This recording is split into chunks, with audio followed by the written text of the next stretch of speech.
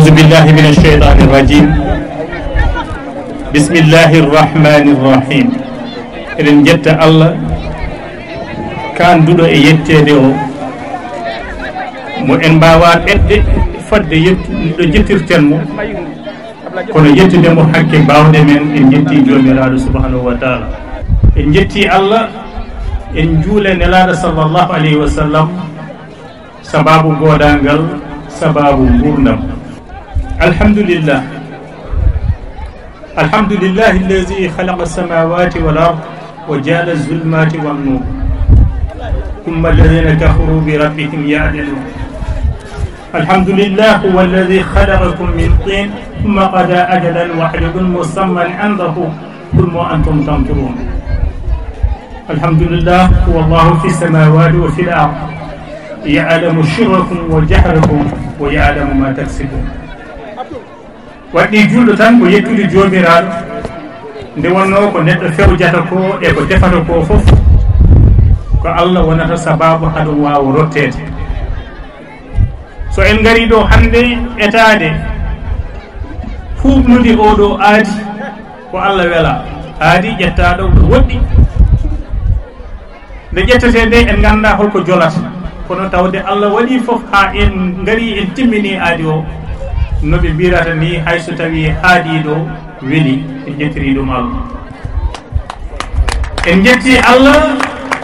en ɓeyde torade oɗo nokku e ɓeyde torade ngoɗo wuro ngoɓe mbiyata Haayre Golleere mbeɗa sikki yimiyankoɓe ɓe jimi ɗum Haayre Golleere wuro nayyi wuro ceerno Mamadou e bajjel Badara Kalowo gogo wuro caafale paafal ɗo safara mawɗo woni gawri e kosam wuro ngo kaaƴe tati cati wuro ɗo daade almuɓɓe ceerno Bobo irtindirta e menali e kuunali e tanali arde en ewɗo nokku ko ɓeyde torade eɗen jaggi Fuuta fof ko wuro wooto wuro fof ngo naɗɗa tan koye leegal kesal kono koye wuro ma gonɗa ha joni ko addi en koɗo kadi ko sababu e nder sababuji hade men yettade on sababu ina moƴƴi calminen hilifaɓe e hohoɓe e kala fannu sa naati wuro joɗini ɗon nelaɗo sallallahu alayhi wa sallam ko imam juma ko ɗum waɗi eɗen fawa salminago mawɓe ɓe e hilifaɓe wuro ngo e diwan o foof e juuɗe ceerno Ibrahima Diop o yettinaɓe woni imam wuro ngo eɗen fawa calminari wuro ngo e mbaali kuɓtidinde e juuɗi Diallo Idriss gardiɗo wuro ngo hande mbo Allah ardini eɗen mbi yo Allah wallumo no wawi famodirde e ɓesgu Haayre Golleere wuro nayyi ɗo kadi ko nokku keele nokku yimɓe labtuɓe andaɓe gadimi nande ngoɗo wuro koye yo Allah yurmo ɗum Kebe Moussa yimɓiyanke mawɗo e nder leydi Mauritanie en jetti monsieur le maire e joɗiniɓe ɓe ɗo woni maire mo Haayre Mbar kono Si Moussa kono kadi eɗen jetta cukku makko joɗiɗo ɗo gonduɗo en jaɓɓiɗo en duusi en guila subaka ha ɗo jaraten Seydi Sow a jarama yo Allah teddin jarama Dembo Oumar Gueye e ko mbaɗanɗa ko ɗo hande subaka ɗum weeɓani neɗɗo ko woni ko mbaɗoli foof to jeeya to heewi nanguirede ko barguel e tinnare ma ɗo wawi tolnade foof noon ko ɗum waɗi goɗɗo sababu ha garɗen oɗo ko ceerno Alfoutiyu Umrul Foutiyu mbeɗa sikki o holli nani e Safinatu Sada wonde ko Umrul Foutiyu tigui rigui kanko woni sababu ha garɗen ɗo kanko ko sagata e nder sagataɓe kono noon neɗɗo wonde sagata e nder nokku mum ina satti ko gonɗa ko mbaroli foof wuro ma nanguirtoma ko barguel saabu ko ɗon mbaɗeɗa tette ɗon yimɓe jiiyaɗo fijaɗo mawno nde nafoore arata ha yimɓe wonɓe keptina ha wuro ma wiine hebta o kamɓe ɓe jawata ɗum yiiti ɗum noon wona e Haayre Golleere koye innama aade fawi saabu nelaɗo sallllahu alayhi wa sallam mo donteten o en jiino riddira Makkatal Mukarrama yaltitoon Cheikh Umrul Foutiyu en mbiyani riwama kono ɓuuri mum foof dañi ɗum ko caggal mo beele ɗen fofdirten ndimten Cheikh Ahmed Tidiane Chérif radiallahu anhu ko aynumaaɗi woni iwde makko leydi Algérie kono dañoyi jam ko Fas ɗum waɗi pere darjen mo Cheikh Oumarul Foutiyo o wona tan tindol kono pere darjen o mo artiroy en e titone nde jiɗɗen haalde nde walla nde dokkaɗen yen kalde ɗum noon ceerno Oumar Allah jarama yo Allah yoɓe moƴƴere eko mbaɗɗa ko eko mbaɗata ko saabu min subaka baɗɗo hande o yoni kam programme o foof mbeɗa wi kadi Haayre Golleere naaɓe ɓesgu Haayre Golleere tabitinen ɗiɗo ñalawmaji woto waɗi lawol gotol tan saabu kala wuuro jogui ko ñalandi pottital ɓiɓɓe mum fotɓe ummade e nokkuji goɗɗi mbaɗa lappi woni caravane uji gara notito e nder ɗum ɗo ko hen sukaɓe jibinaɓe ɓe caggal wuuro gandata wuuro ngo jiiɗa ɗum e kala fannu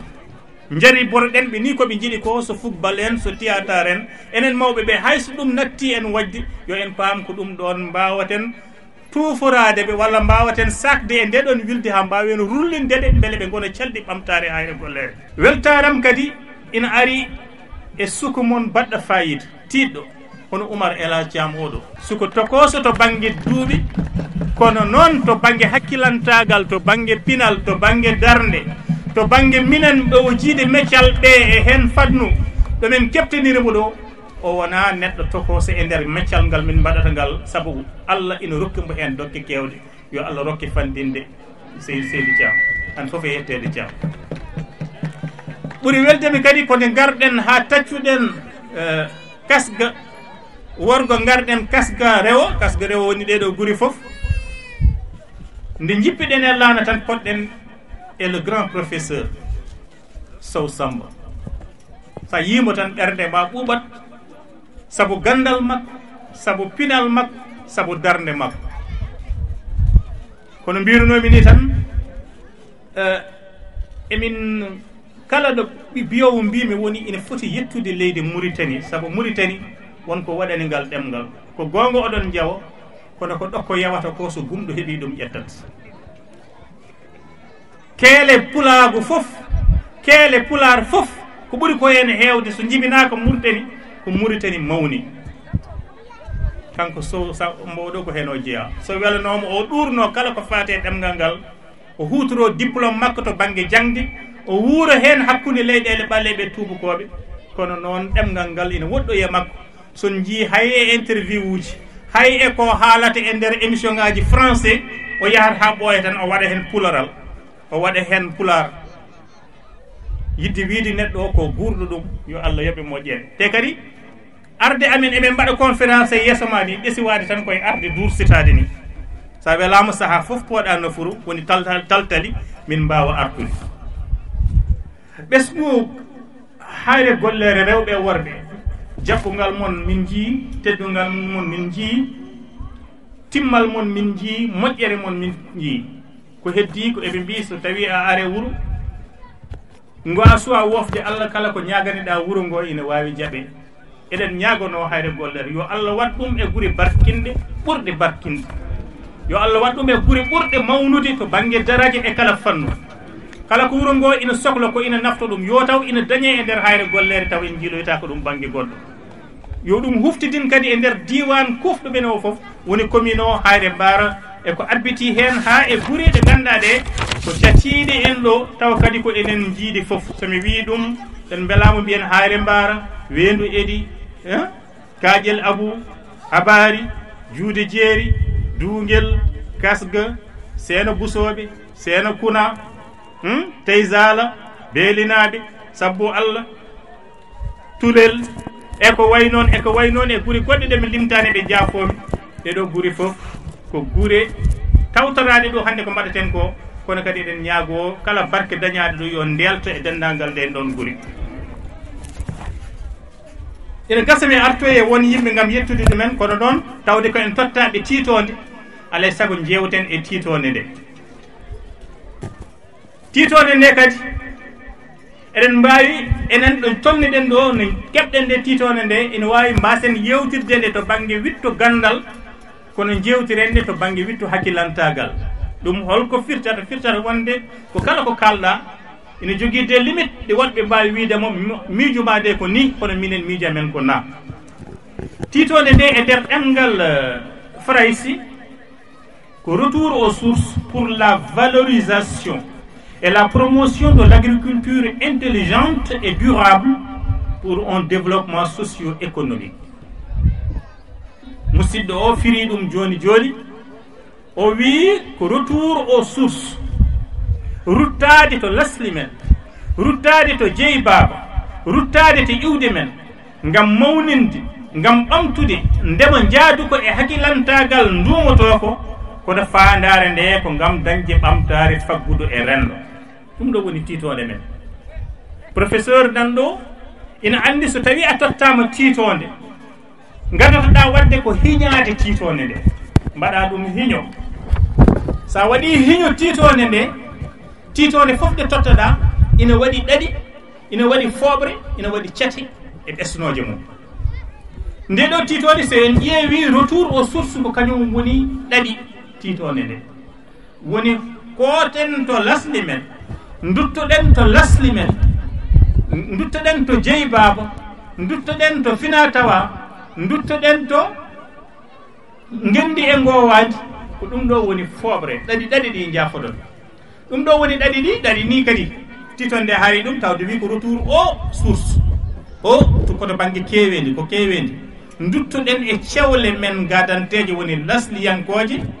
kono ɗo wona cewle pinal, wona cewle diine walla ɗemgal, ko cewle gabbitiɗe ko fati e faggudu woni économique. ko ɗum saabi sa dañi ɗaɗi ɗiɗo woni retour aux sources, ƴewata ko holko woni foɓre nde ɗo titonde. foɓre nde ko valorisation et promotion d'une agriculture intelligente et durable. holko heddi ko cate e ko wawi jibinoyde ɓesnoje. ɗum ni jibini sa dotti titone nde e cili tati, a sili ɗum cili tati, cilal tataɓal ngal ko fandare, koto paaɗen woni on développement pour un développement socio-économique. ɗum noon koko fandare tan, ko objectif. par ce que ma en gartu e notion de développement woni helmere ɓamtare hoore mum, ma en gartu hen, saabu ko helmere nde ganduɗa nde a wawa wiide ko ɗum ɗo kadi koko ƴellitto tan. te ɓamtare enen ko mbiten ko wona ko keɓɗa ko ka suwa heɓde ko, kala ko keɓɗa ka suwa heɓde ko ɗum natti wonde ɓamtare, aɗan yiiloyo kadi abbade e terde goɗɗum e heɓoyde ɗum. joni noon so tawi en mbaɗi style ngo retour aux sources, ruttade to iwdi men, to lasli men, enen ɓiɓɓe Haayre Golleere wonɓe Nouakchott, enen ɓiɓɓe Haayre Golleere tawateɓe Dakar, enen ɓiɓɓe Haayre Golleere wonɓe Canada, wonɓe France, wonɓe Europe e kala toɓe mbawi wonde e windere nde retour aux sources. duttoɗen to iwdi men, duttoɗen to lasli men.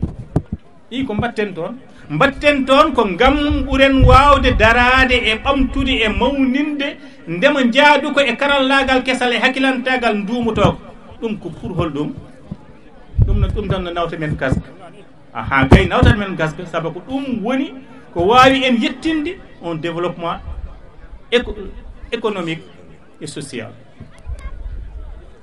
wadde hol kaldateɗo ɗo, haaldate ko ɓesgu commune Haayre Mbar, haaldate ko kasga rewo, haaldate ko Haayre Golleere naji kalɗo mbawɗa wonde. ruttuto jeyma, ruttuto laslima, ruttuto iwde ma. joni noon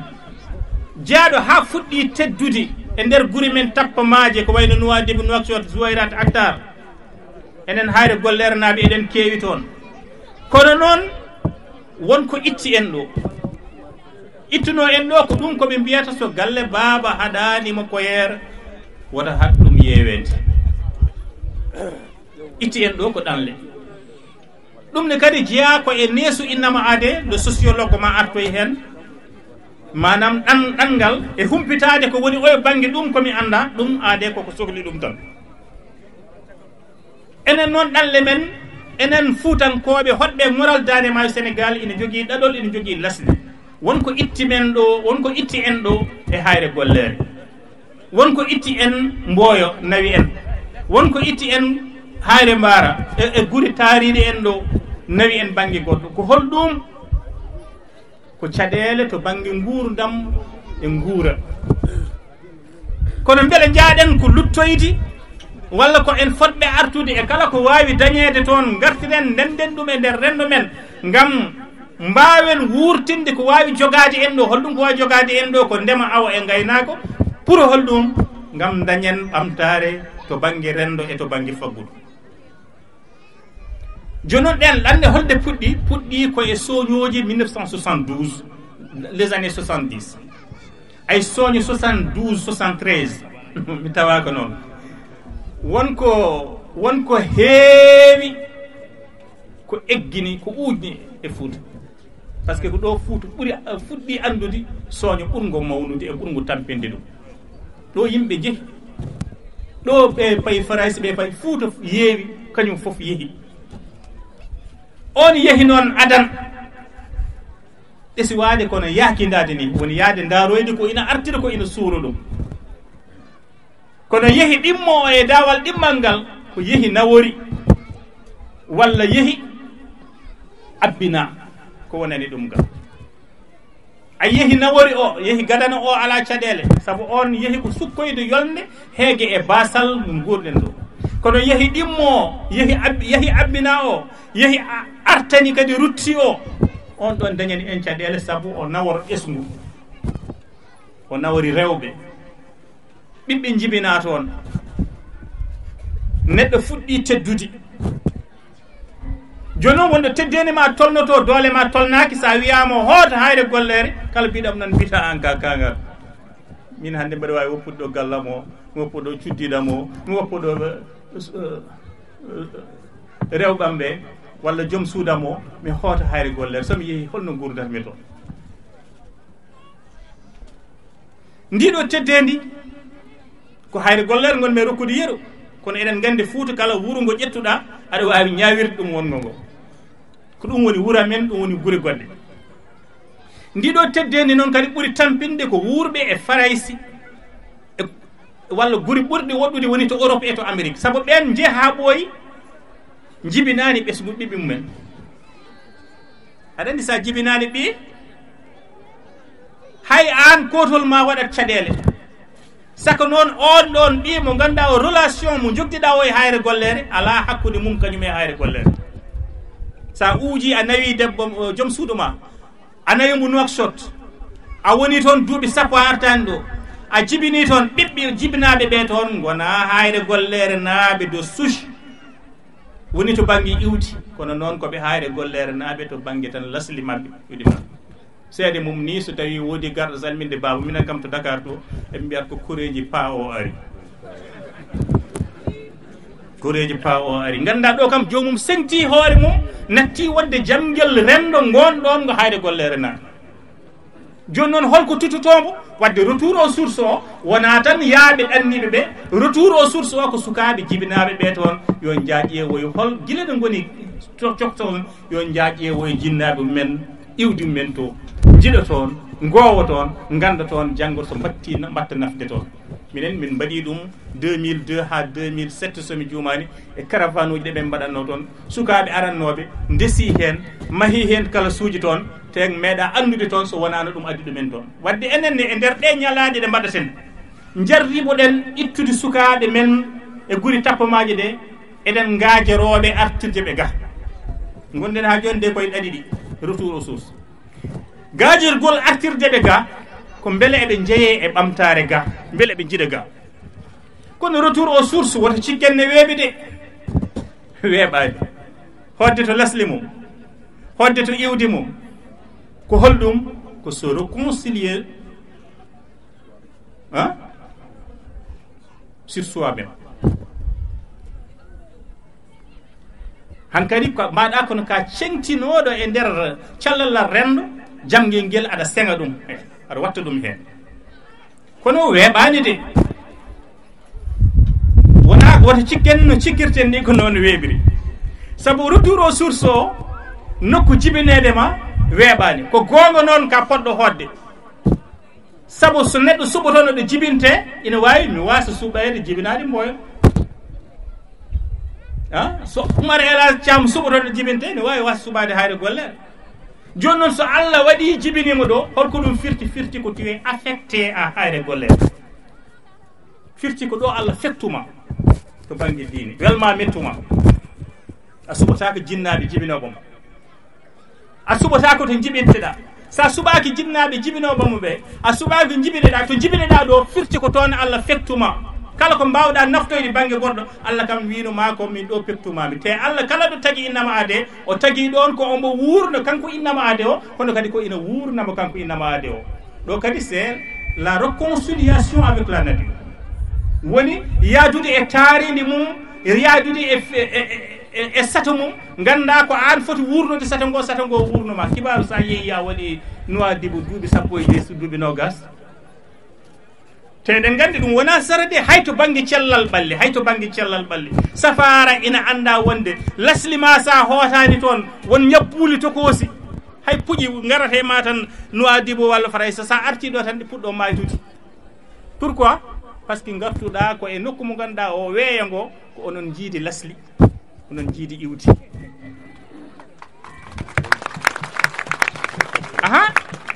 hay leɗɗe cafroje neɗɗo wima min de no jarmi neɓɓodayi nde tan tension mo telli e sa yari neɓedayi Dakar tension ma tellima toon jibinaɗa min jibinaɗo Haayre Golleere o yomin daaro e neɓedayi Haayre Golleere walla min daaro e gawde toon par ce que leɗɗe toon ɗe ko minen jiidi lasli leydi ndi e ndiyam gurɗoɗam leɗɗe ɗe ko ndin leydi e ndiyam wurnimi on jii neɗɗo lasli mum no foti tiidde wadde retour aux sources koten to jeeyi men koten to iwdi men koten to lasli men wona e fannu goto tan to banggue gaare koten ala ko Allah fettuma toon ka poɗɗo liggade toon so ɗon natti sa natti dañde no golloriɗa ɗon par ce que wonko rokkanima aɗa jogui ɗum hakkilantagal aɗa jogui foof kono noon a ala doole e sembe wawde gollade e ko ɓamtare hesariɗi ko alay saago peeje dañe alay saago peeje darɗe joni noon mataw ko yaade yiiɗo o kono yaade yiiɗo o ko gam artude sukko jolɗe sa miijiraki hono noon ɗanngal tan sa yeehi ya faam an a sentimo e nder rendo kono noon retour aux sources jafuɗe kam de ko ɗo ɓuurata mi yaajinade e toɓɓe kettiɗe e ko heddi ko retour aux sources ko ɓuri ko hen wonde caɗele yimɓe hewɓe mbiɗen ko toɓɓe wona anje hodde to nokkuji men remoyde toon aynoyde toon awoyde toon jafuɗon mi de koɓe toɓɓe neɗɗo kadi so tooɓi alay saago walle no toɓtiri kono ɗum kadi caɗele ɗe wona tan to banggue hodde kono mbeɗa sikki ko ceerno Mamoudou Dia keɗimi vidéo goto no wiya fuutankoɓe tinno ɗe koote son kootani kooto kinuɗe hot kinade woni hayso a natti Haayre Golleere a natti ɗo jeeyede saabu a woni duuɓi 20 caggal ɗo tinno hayso kuɓyel mahɗo so woodi ko kewi ɗo sa ari ɗo dañaɗo jippiɗa eɗen joni eɗen ɗo hewɓe ko Haayre Golleere dokkatmi kono so welami rokke wuura men kono ko hande mi andu tan hande komi Haayre Golleere najo ɗo ɗo kalata neɗɗo kadi so ina haalde hoore mum jarani ko aɗa mofa won kelme jarani suuɗde won kelme hotkinade nde c'est très important won Haayre Golleere naɓe mbimi ko yeru tan dokkumi mi fawani woto yimɓe mbiɗi kaari o wiyata walla mi wi won mboynaɓe hande mbawa hodde mboya par ce que soɓe gaari ɗon hay sinno ko jaale maɓe darede toɓe mbaali wadde hotkinade nde ko hunde fodde wonde jafuɗon kala mbuɗum memi wona ɗum woni fandaram gonɗen ko yiilade solution ngaji holko ɓamtata guure men hotkinade ko fayida mawɗo par ce que minen eɓen jogui to diwnuji amen to yimɓe ɓe ganduɗa ɓe kala ne jiiɗaɓe gay guure amen boni koko mbaɗi ko jaale e janays addataɓe toon wona oɗo retour aux sources cohluɗen retour aux sources mo ganduɗa o neɗɗo o arata tan ko de bandum ɓurɗo ɓattade hay ɗum alay saago woɗɗo ɓurɗo ɓattade maayi nden ninde taggue watte nde kam o arande kono taggi joni kam taggue natti ko WhatsApp taggata joni noon en cohlani ɓiɓɓe men ɓe ganduɗa ɓe gartata e guure men so wona nde mayde waɗi gara janays gara jalle hay ɗum alay saago no ɓattiɗo kono ko noon kadi woni no en cohlirani tebbuli ɓiɓɓe men wurɓe caggal leydi duuɓi 40 50 wona taŋe mabɓe cohluɗen wona goskiji ɗi cohluɗen par ce que so tawi neɗɗo enen e nder koye men eɗen jogui aada ɗum ɗon e korso mo jogui ɗen e mayɓe men nawtude ɗum to jeeyi men kono so mayɗo eggi wuro hakke duuɓi 40 50 so artirama e wuro ubbama ɗon fo retour aux sources kono wona retour aux sources darten wona o retour aux sources wona oɗo kotol jeeyi gendi gonɗen e darde e wo wadde en gandi hotkinade nde wona sar kono noon hotkinade hodde weeɓani hodde weeɓani retour aux sources weeɓani te retour aux sources o sen belamo ni source o mbatten mo tan leydi ɗon ne kadi retour aux sources jogoto ko firo wongo source o sen mbattimo leydi retour aux sources jogoto ko neɗɗo e leydi ko ɓiɓɓe baaba retour aux sources ko hodde to leydi to jeeya par ce que neɗɗo taga koye leydi ɗum noon retour aux sources ko hodde to jeeyano ɗum ne kadi so en ƴeewini source e firo hippingo kono retour aux sources o hen sahaji kadi neɗɗo yiɗa hodde gendi mum kono noon ne waɗa ko wiyete ko des obstacles woni teppi oɗo so yiɗi jeeyede e daranade ɓamtare ndema e gaynaka gam ɓamtare Haayre Golleere wawata amnade saabu teppinan toon ko gonga noon ya des atouts eɗen jogui atuji kewɗi saabu eɗen jogui leydi ndi jimɗen eɗen jogui nangue eɗen jogui ɓiɓɓe men eɗen jogui calli e kolade ha Oumar Alaji eɗen jogui calli eɗen jogui kolade eɗen jogui tulde Kambaleng eɗen jogui bunbun deppal nan ɗon hoccere nan ɗon perle nan ɗon barol nan ɗon horko ƴere nan ɗon lew jeeri deppal sambarki tubureje jooñ jongal jooñ mawgal jooñ tulal barol njayɓe hamme ndiaye buko dancandi keɗal dow keɗel less kaaƴel baari murbori lewe kese wendu Samba Diaw wendu Bada luggi Bandiagara windi Diawɓe wendu Maaro Ayel wendu Edi wendu Bibi kaaƴel Sawtay jogoɗen ɗum ɗo foof ganen hodde aux sources jogoɗen ɗum ɗo foof e kolade ganen hodde aux sources kono ay ɗum ɗo fof ko joguiɗen e kolade wallahi ñande hammeli jeeyaɗo Haayre Golleere o ari leydi ndi en meeɗa sohlude kologal ngal en meeɗa ɗaminade remde so fiiɗon jalla tan en mbiyatmo o addi haala koye ɗum artirimo deke artirimo ko leydi ndi deke taw leydi ndi sedi woppama ko ɗon wonata eɗen perguito e mayri en naftorta koni wadde retour aux sources o ne waɗi des contraintes taw ko enen mbaɗi contrainte o hadde won yimɓe artude seede mum ni retour aux sources o ko hen sahaji sa yeehi a janggoyi taw janggoyɗa ko ndemo a woni ingénieur sa artiɗo a wiyaɗo reɓa mbiyata ɗum nannunoma école ɗum nawma université remde ɗum nawma université artude no waɗa ñaaki maintenant sa wiyama noon artude ɗo aɗa jomo ñaaki wona ɗum bama nannirtoma université ayi les contraintes a yiɗat wonde retour aux sources kono noon tonggui gari tawi ko ɗo kam a ɓurani min ɗo gabbu tongo e jalo ɗum gay o pin ɗum ɗo ay c'est contrainte ra no joguirɗen ni kolade ko noon joguirɗen calli cangol jaari yargol nandaw cangol ɗooje nan ɗo cangol ceerno nan ɗo cangol calawol nan ɗo e calli goɗɗi baaɗi hono noon ɗi mbawɗen hutorade kono ñande foof neɗɗo arti ɗo ndungu wi ina hutoro ɗiɗo calli ina waɗe balma hay sa a jogorani remoyi ma wi ɗum ɗo wona ni heɓotto on jii wadde weeɓani de neɗɗo o teddi toon hay so yiiɗi artude hankkadi ello o wona e makko tan woni kono to fayi to toon ne tonguinan toon saabu ɓen mbiyata ko holko waɗi noon enen e koye men hande Fouta eɗen jogui caɗele to banggue ɓamtare so neɗɗo arti e men jiɗɗen tan ko yowa no mbaɗen ni yowa tan no mbaɗen ni so addi tan yiyande hesere ɓamtare wonde nde en paamani enen gonaten koye fottudemo beelo mbo tello less ala e men foof jiɗa o ngabbude gam heɓtademo so tawi ko darɗo en tawde ken fottoɓe eɗen tellini less so renaki hankkadi neɗɗo yiɗa tellinede yiɗa famɗine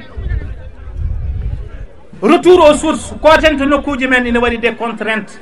somi hoote nokkuji am somi ari ɗo joni nanguirtemi ko guel naggam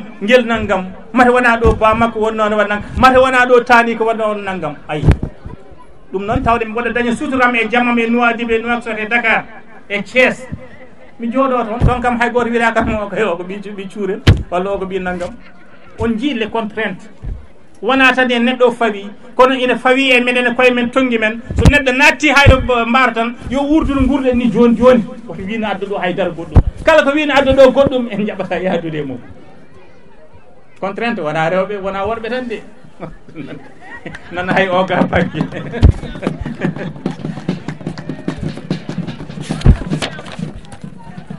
ewa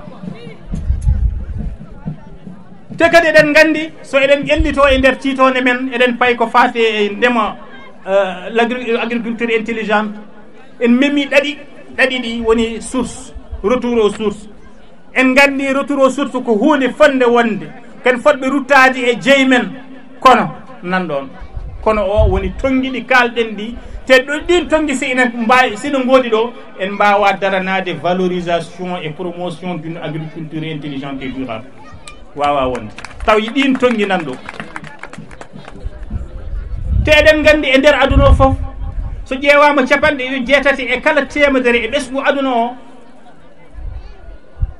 ko wuurɓe e wasɓe aduna o jaafoɗon nguuri koye dowri capanɗe jeetati e kala temedere e wasɓe aduna o nguuri koye dowri ko gonga noon dowriji kadi jiidani wonto jaata ko dowri ɓuuri hewde fayida e nokkuuji teeru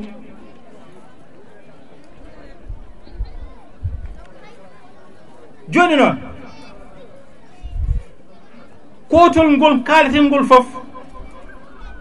ko beele eɗen mbawa daranade ɓamtare to banggue ndemo kono en kaali kadi joni tonggui ɗi woni jangde nde enen joni so eɗen mbiya kootol yo taw école mo janggaten o jangguinta en ko holno wurdete jiɗɗen wiide ko systéme éducatif gonɗo ga e nder Afrique leydi Sénégal ɓuurimi humpitade e leydi Mauritanie systéme éducatif gonɗo toon o wallata en e so en gasti jangde hodde ten jeeyi men par ce que o jangguinta en ko ɗemɗe o jangguinani en gande wadde l' école aussi e toon noksota duuɗe jangde to jangate to ko ɗum teppol saabu jangate toon tan ko ɗemgal farayse ɗemgal arabe ɗemgal pular mais wona gandal te noon jangde ko hay hunde so wona holɗum findinde ko ɗaani e neɗɗo par ce que a yiita jangguinowo hunde ne yalte mum ina naate mbo jangguinto ala o wonata koye ñihlude e hirjinde gam findinde ɗum ko ɗaani e nder makko ko Allah loowi ɗum toon nan toon no ɗum woɗɗiroy e nder ɓandu makko fof noon moƴƴitgol makko farata wiya o wawata hay sa jangguini ɗum ma jangguina so windi ko ma momto kadi bindita kadi ko hunde nde en ɗo lombi to loowi to woɗɗi findinde ɗum ina saaɗi ceerno bawɗo yettade ɗum weɓata joni noon tawde école o e hoore mum ko obstacle par ce que o jangguinta en no gurdoten janggowo o ni gandirta ɗum ko somo yaaha école ko ɓornoto ko so arti nder galle makko o wiite ko yo ɓortu elle ko ɗiɗo par ce que to e ga firtiɗɗe so wiide kono wona gotum te enen jiilaten koko ɓamtare ga to banggue ndemo so to jangguinani en ko ɓamtata ga hayso en janggoyi to en jogarani artude ɓamtude ga ɗon noon mbeɗa sikki ma en mbaɗ interpellé professeur to banggue luwdi jangde no ɓuuri no woɗɗenirta neɗɗo rendo mum Mauritanie ni ina daɗi hen seeɗa kono Sénégal aɗa ɓuuri towde alluwal tan aɗa ɓeydo woɗɗade rendo ma aɗa ɓeydo sengtade rendo ma fannu ñamduma fannu no gurduɗa a berot e fof ma hankkadi a berot goɗɗum ɗum ko alay saago seɗen mbiya retour aux sources ko faati e gam dañen ndema hakkilantewo jaadu kay hakkilantagal alay saago sukaɓe men so janggui ha université ɓe mbasa janggoyde tan ɗemɗe ɓe janggoye karallagal ndema karallagal awo karallagal gaynaka ɓe garta ɓe gona des ingénieurs des agronomes des techniciens agricoles kono enen joni kadi so neɗɗo arti no woni technicien agricole tan mbiɗen eten ko ɗum kam a ɓuurani min ɗum wawde taw noon ko janggoyɗo ɗum te so tubako walla jolfo goɗɗo walla caparo goɗɗo fettama ga taw ko ingénieur tan en poɓɓanta ɗum kelle dokken ɗum ɗo holi ɗum ni kadi caɗele nan e nder men kono noon caɗele ɗe kadi enen étudiant ji janggoɓe ɓe mbaɗen orienté jangde men eko waawi naftude nokkuuji men so eɗen jannga woto miijoɗen ɓamtaare nokku goɗɗo miijoɗen ɓamtaare Haayre Golleere nden jaadeten kuccinen jangde nde eko ɓamtata Haayre Golleere holko ha ɓamtata Haayre Golleere ndema awo e ngaynaaka ɓuri tengtude eko wiyete ko ndema wadde alay sago enen janngoɓe ɓe sen jettima won tolno so eɗen jiiɗi ɓamtude ɗo e addude ɗo ndema jaaduga e hakkilantagal alay sago e nder jangde men jahen e ɗin filiére uji kono sen gasni kadi garten ɗo e nder nokkuji men hay sen garti ɗon hay soɓe mbi wona ɗum nawnoma université nofloɗen enen mbaɗen tan ko poɗɗen ko waɗi ewa waɗi en wiide yon gartude ko yiilade ndema jaaduga e hakkilantagal mbiɗon onon e nder titone nde ko pour une agriculture intelligente et durable holko waɗi ni en mbiyata pour une intelligence agricole mbasen wiide pour une agriculture intelligente mbasen abbade e kelmi tuubakiri ɗe mbasen teppade e fannu lelgo mabɓe mbiyen pour une intelligente agricole holko firti ko so eɗen mbaɗa ndema yo en mbattor fof yo en mbattor holɗum yo en mbattor taaridi kono yo en mbattor mbey weyto le climat joni ni ko ɗum ɓuuri wawde haalede mbattoren climat o saabu joni ko ɗum addantama so tawi aɗa rema aɗa yeehi e ndema jaaduga e hakkilantagal ko andude holko kabaruji jogiiɓe humpito weeyo holko dokkiri ɓe mbiide ndeɗo hitande koko hewata toɓo wadde quel type de semence je dois prendre tawde koko hewata toɓo hikka hol fannu awdi potimi ƴettude tawde hikka jogori tobde ko seeɗa hol fannu awdi jogormi ƴettude woni an ndemowo o pour une intelligente agricole walla pour une agriculture intelligente hetto taaridi ma walla weeyo ma no jogori sifrade hikka gabbitina toon ndemanteri ndi sa waɗi ɗum ina wawi daɗa e caɗele kewɗe une agriculture intelligente walla une intelligente agricole ko ndema ko ganduɗa ka wona mbaroka enen ndema men ko kutortoɗen ko ɗo to banggue saynis ko ndema garko warde neɗɗo wona warde tan leydi ndi ko warde neɗɗo o e hoore mum ko kutortoɗen ko fof koko warata a dañata sa dañi duuɓi 50 a nat koppi ɗin koppi ittuɗa ɗum koɗo juwannoɗa e aɗa sara engrais ittuɗa ɗum koye junggo ma ngo nannata e engrais berloɗa ittuɗa ɗum koye produit ji ɗumɗa foof ñabbuli naata e nder maɗo agriculture intelligence sohlani ces intrants holno mawɓe men gurduno e ndema taw ɗiɗo ñabbuli hannde keptiɗe en keptatono koɓe ɗo namdi ko hakkilantagal ndema bawa ko hutorade fino Allah woni lo naturel taw wona hutorade tan e gumde ko ɗum ɗo tubakoɓe gandi ko ɗum woni gonga ɗum ni alay sago mbattoren hakkillaji men yanti hen kadi holno kutortoɗen caggal nde gartuɗen gendi men caggal orpiro source holno kutortoɗen ndema hakkilantewo nduumika ɓamten ɗum alay sago miccuɗen fannu ndema ko bonnata kadi taaridi bonnude taaridi ko joguiɗoɗen e laddeɗi wadde ɗum dessouché ha bona ha gasa mbiyen eɗen mbaɗa ɗon puuɗi eɗen kutoro ko warata leydi ndi kadi enen koye men gonɗen ko e wallidde wargol leydi ndi ɗo wona agriculture intelligente kono noon c'est une agression agricole manam gonɗen koye ni koye wadde agressé gonɗen koye yante e nder leydi ndi eɗen mbawno ɗum eɗen mbanna ɗum yanti en hannde tubakoɓe e woɗɓe aroɓe pour une agriculture intelligente soɓe ngari wonkoɓe jogui kono soɓe ngari enenne wonko joguiɗen to ko tubakoɓe e goɗɓe ga so en mbiyalama mbiyen ko tubakoɓe safalɓe Maroc en kañumen garata ga soɓe ngari ɓe jogui ngaalu mabɓe e haalis mabɓe enen eɗen jogui leydi men leydi ɓuuri valeur ngaalu ngu ɓe gaddi ngu e haalis ko leydi ndi joguiɗen ndi ɓuuri valeur koɓe gaddi ko to banggue fannuji foof tawde ko ɗum ɗon noon holno mbadditirtene mabɓe bukara seeɗa hamme seeɗa woto ñale was hoto ɓirdugal was tawa wona arde heptude leyɗele men kono noon tawa e nder leydi ndi ɗon gonɗen ko ɗum woni garantie gurdam men e nder garantie e nder on ɗon garantie gurdam mo joguiɗen kamɓe nde ɓe gadda koɓe jogui ko mbadden ciifande taw ko direct enen tan kamɓe tan ɗum ɗo nanodirɗen ɗiɗo duuɓi so gasni keɓten ko keɓɗen so coñani mabɓe soɓe keeɓi ɓe jaaha ɓuuri kadi jimde tan e leydi meeɗi aɗa wi ko leydi babam la solution o woni koɗo hakkude ɗo wona hadde à 100%, wona nadde hen à 100%, ko so neɗɗo addi ko jogui anne awon ko joguiɗa on jooɗo tan kalɗon kono noon joni haaldoyte ko dow ɗum woni caɗele de so ari men décision parɗo taw ko décision ciifaɗo ha paari waɗe appliqué e nder dow men hankkadi alay saago mbaɗen manifestation ngaji mbaɗen seppuji wadde e ndere jiilaw ndema hakkilantewo ngam mbawɗen wadde valoriser e promouvoir alay saago mbaɗen galɗinen leyɗele men gona kadi e nder jeeyi men nduumide saabu en jeeyani ɗum ken foti ko woppande ɗo rendo saabu ko en woppanaɓe ɗum ɗo agriculture intelligente ko agriculture ko ndema ɓetaka e ko jeeya walla une intelligence agricole ɗum de kadi ko ndema ɓetaka e ko joga ndema ɓetaka e ko joga ko joguiɗa ko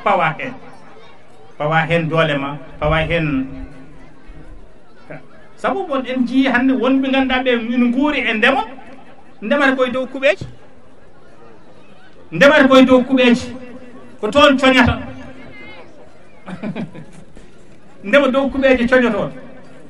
enen joni hande yo en gondo e nder Fouta ndi leydi ɗam ndiyam mbiyen yo maaro men ummo Thaïlande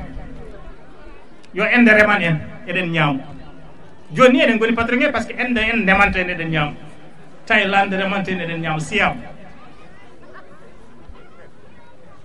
on jii yen jooɗo ɗo e haari golle ndi leydi ɗam ndiyam yo ndeɗo won Thaïlande ina remana en ko addata ko ga ko ñamde pucci o addata ga wona ñamde yimɓe alay saago mbattoren ɗen ɗon gueɗe foof kono kadi gam mbawen wattorde ɗem ɗon foof alay saago laamuji ɗi joguiɗen ɗi jogo politique d' accompagnement des producteurs mbawa dusde remoɓe ɓe neɗɗo kay so joguinimomo ko fotine leydi ko heddi ko ne weeɓe dusde par ce que leydi ɓuuri sattude e kala goɗɗum ko joomum neɗɗo wawi addude so machine ngaji mum kala ko mbawɗa addude leydi ndi ɓurno sattude so neɗɗo joginimum ɗum noon kay ko ɓiɗɗo leydi duusɗo e fanno duuso noon kadi tawa ina yiito hen hoore mum te eɗen gandi kala biɗo hande ne ɓamta aduna o aɗa joño ndema a yahata hay nokku caɗele ɗe noon ne keewi woni ina waɗi ko wiyete la gestion équilibrée de la donne naturelle holno kutorotoɗen e fannu no hannirta ni ɗum ko Allah woppiri en to banggue fino Allah ngo ina waɗi ko wiyete le changement du système alimentaire enen e koye men tawde en tawi so en ndemi maaro ko en yowittoɓe e jiggore e mbadi kuftitinde mi anda pourcentage o ɗo no foti ɗo e nder leydi Mauritanie kono mbeɗa andi no foti to leydi Sénégal ɗo holko waɗi enen en mbawa ƴewde ɗo fannuno eɗen ndemira e nder coopérative aji men tawa ko duusodiral ɓiɓɓe men joguiɓe ngaalu nana mbaɗa investir e nokkuji goɗɗi yoɓe gaare mbaɗa investir e nokkuji mabɓe kono noon mbinɗen teppinani ni les contraintes alay saago kadi soɓe gaari ɗo yo taw ɓe daña ga ko ina webtinanaɓe agriculture intelligence ina sohli la bonne gestion des écosystèmes aha koye puɗi Allah ɗi jullaji ɗeɗo leɗɗe ɗe Allah funni ɗe mi anda ɗe gawɗen ɗe noon leɗɗe ɗe Allah funni ɗe funniri ɗum noon ɗen gaari ko yo en guurde mumen yo en ittu e majji eɗen naftore kono yo en ittu e men eɗen naftu yo en ittu e leɗɗe ɗe eɗen naftu ɗum noon alay saago écosystème ganden kala ko neɗɗo wuurdi kala ko Allah tagui ina jogui sababu ko tagui ɗum e nder ɓamtare te ay ɗum noon ko tagui to banggue juɓɓudi gurdam woni l'harmonie d'écosystème gam ɗum ɗon wawa wodde yimɓe cikkata ñooñu ko bolle puyɗe mettelle ko bolle puyɗe kolol ko bolle ɗum ɗo foof ñande Allah momti ɗum e nder leydi ndi ma tin e nder leydi ndi gurɗa ndi wonko Allah itti won ras goto mbo Allah elmini e nder leydi ndi ɗum noon firti ko wuurdude e taaridi mum ko yaadude ene mbiruɗen ni e ndema jaadu ko e hakkilantagal agriculture biologique wawde hutorede hannde ƴeew hannde sa yeehi dans les surfaces kala ko yeeyete toon taw waɗa ko engrais waɗa ko produit ɓuri cherde e ko yeeyete taw koko waɗa engrais waɗa produit par ce que sa soodi ko waɗa engrais waɗa produit coɗɗa koko ñammintuma koko sellintuma e ko ñawnatama fof coɗɗa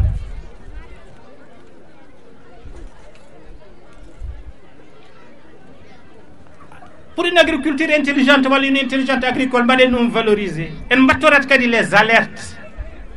les inondations les tempêtes hayso Allah ina dandi en ina seɓori gayet en mbattorat ɗum ɗum ɓuuri aɗa woodi pamaro doole ƴetta ko joguinoɗa foof mbaɗa e ndema ndungu heewo ndiyam guesa ma foof kadi naata ndiyam puɗɗitoɗa à zéro taw kadi ka ñamloynoɗo banqueji e ko way noon e ko way noon ɗeɗo gueɗe foof mbawa yaadude une intelligence agricole valorisation et promotion mum yadata koye tenir en compte des générations futures andude janggo koko hande fewjante ɓen ɗon koye men jeeya joni noon mi gasnira toɓɓere sakketinde tan ko kalaten ko fof ko pour on développement socio économique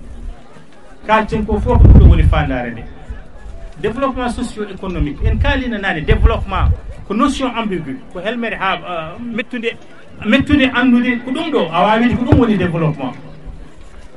par ce que kala ko mbiɗa ɗum ɗo woni développement sa heeɓi ɗum tan a yejjiti ɗum a yiirim kadi ko ɗum ko mbiɗa développement wadde ko hunde ko terete heɓtata ko ɗum woni développement Ibrahima Sarr yo moƴƴere Allah wone makko o wi komo andi tan kam développement o anda ko woni kono mo andi kam wona sengtade leydi diwo fay dow asma wadde holko firti développement moni fof ene yiiɗi ɓe mbiya développement ko wawde fawde junngo mum e kala sohlaji mum élémentaire et alimentaire sa wawi tan fawde junngo ma e haccitade wattade e hirtade tawa jurboyani a dunɓiɗoyani a yahani sa wawi fawɗo junngo ma aɗa waɗi garantie kadi lewru ha dartogo wuuri ɓeɗo mbi ɗum ɗo woni ɓamtare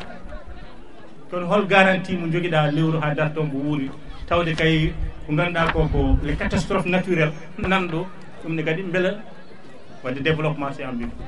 holɗum woni développement ay ko woni ko développement tan ko laaɓi ko ɓuuri tengtude développement socio économique ko yondinade ɗum waɗi hay sa dañi milliard uji milliard sa yondinaki joguiɗo seeɗa ina yondini ina wuuri noon ɓurma dañde jaam par ce que to no sohlaji ma poti mawnude foof ko noon caɗele ma poti mawnude te ko noon ñamale ma poti mawnude oto jeen ɗo kaali ko milliardaire tan kala nde woni milliardaire so maayi so maayi so wiyama ɓesgu makko yo ar ko yoɓa ko rewate ko min ganduɗo wona milliardaire wadde développement ko holɗum ko wuurde e yondinade gueɗe ma timma walla mbasa timmude tawi tan aɗa yondini e ɗum ɗo ko guurɗa yo goɗɗo ya haaji mum joguiɗo ko ɓuuri ko joguiɗa ko yo ya haaji mum développement socio économique kadi jaaruɗen tan kono banggue faggudu kono développement social o nan ɗon renndo ɗon gasnirten noon hollirde wonde to banggue ɓamtare hanki en ngalano doole ɗe joguiɗen hande ɗe kono eɗen joguino fannu guurdigo e gurdam danduɗo en e kala caɗele so cippam ɗo trok gadda ko joguiɗa mi adda ko joguimi so tawi saare sukkinaji o so awi ƴettat ko awo mum adda so addi haɗo kasga ɗo o tawa ɗon o sohli ko ko sukara walla sokoro gawri o ƴetto nawa so tawi Haayre Golleere naajo o jogii ko gawri so ummondiɗo gawri mum so yeehi to holko heɓata sohli ko nebbe walla sohli ay ɗam ɗon nguɗon guurdigu wona tan guurdigu to banggue faggudu kono ko guurdigu to banggue ɓamtare renndo te eɗen pamɗinno ɗum kono e nder ko pamɗinɗen ko hayso eɗen mayanno heege mayanoɗen heege koye nder suturu mo joguinoɗen joni noon caɗele ɗe foof ko jogade hande référentiel mondial e ɗum ɗon koɓe mbiyata fanno jaɓɓal kesal ngal aduna o diiti wi ko ni ɗo rewretede kala mo rewrani ɗo a ɓamtaki woni koɓe mbiyata nouvel ordre mondial en jii ko ɗum addi e covid o enen andunoɓe pawle andunoɓe jontinoɗe gaare tubakoɓe mbatta ɗojjude yismide tan mbiɗen enen yen dambo wota hay goto nat wota hay goto yalta par ce que nouvel ordre mondial o ko addi ko addiri ko ni kala ko tubakoɓe mbaɗe isha yen yarhamukallah ɗum ko nouvel ordre mondial o addiri hono ni ngal ɗo jaɓɓal aduna yan kewal to banggue ɓamtare noon no tubakoɓe cikkirtini ɓamtare enen jiira tan ɓamtare wona goto sen mbi waɗi eɗen ƴetta référentiel ɓamtare e tubakoɓe taw en jiitade fanno jaɓɓal e fanno gurdam en jahata alay saago perenen koye men fannu ɓamtare eno eɗen ƴellitoro e nder koye men taw wona eɗen mbiya eɗen jooɗoɗo eɗen ñamba no tubakoɓe mbaɗata ni walla tubakoɓe no mbiya hannde aduna o ko ni tan yarata te hankkadi ɗum laatima e nder pelle faggude adiyankoji laatima e FMI laatima e banque mondial wonde tolno to wiyata dartine ñamade ma wonde tolno to wiyata hikko on ustata courant leydi ma de indépendant on pays indépendant mi rokko leydam Sénégal mboɗo suusi toon kam FMI banque mondial hikko on ñamlata par ce que son ñamdimna hikko on ustata courant on ustata e renndo ngo courant par ce que son ustima courant na gamna hikko on mbatta subvention holto ɗum fawi koye ɓamtare socio économique kono noon wona miijaɗo ɗe men ɗo ko miijaɗe nokku goto bandiraɓe mbeɗa andi mi ɓaafti mi meftani mi ɓaafti kono noon ko yinnode tan rokkude titode nde hakke mum no fotiri ni